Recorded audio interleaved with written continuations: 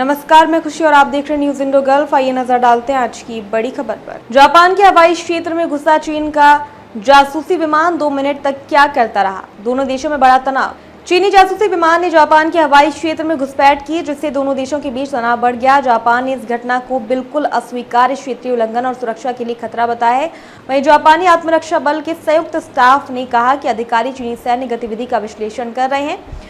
चीन अपनी नापाक हरकतों से बाज नहीं आता है। एक बार फिर चीन ने ऐसी हरकत की है जिस पर जापान ने आपत्ति जताई है। एक चीनी जासूसी विमान लगभग 2 मिनट तक जापान के हवाई क्षेत्र में देखा गया। जापान के शीर्ष सरकारी प्रवक्ता ने मंगलवार को कहा कि एक दिन पहले चीनी सैन्य विमान ने कुछ समय के लिए जापानी हवाई क्षेत्र में प्रवेश किया था। उन्होंने इस घटना को बिल्कुल अस्वीकार्य क्षेत्रीय उल्लंघन और सुरक्षा के लिए खतरा बताया। मुख्य कैबिनेट सचिव योशिमासा हयाशी ने कहा कि सोमवार को एक चीनी Y9 टोही विमान कुछ समय के लिए जापान के दक्षिण पश्चिमी हवाई क्षेत्र में घुस आया था। हवाई क्षेत्र में विमान के घुसते ही सेना को अपने लड़ाकू विमानों को वापस बुलाना पड़ा। उन्होंने कहा कि यह पहली बार था जब जापानी सेल्फ डिफेंस फोर्स ने जापान के हवाई क्षेत्र में एक चीनी सैन्य विमान का पता लगाया।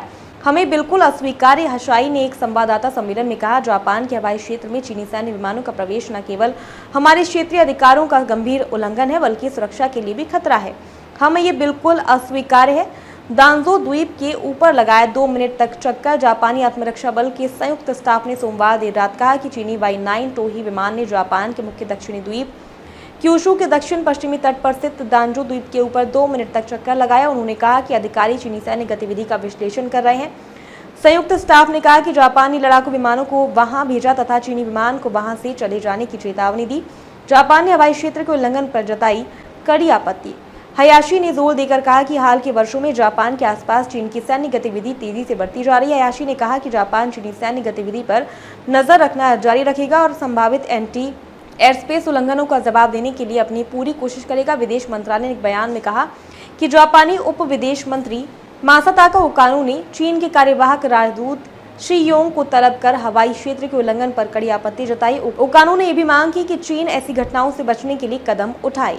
अब तक के लिए बस इतना ही। फिर होगी आपसे मुलाकात ऐसी एक और खबर के साथ। तब तक के लिए नमस्कार और देखते रहिए न्यूज इंडो गल्फ।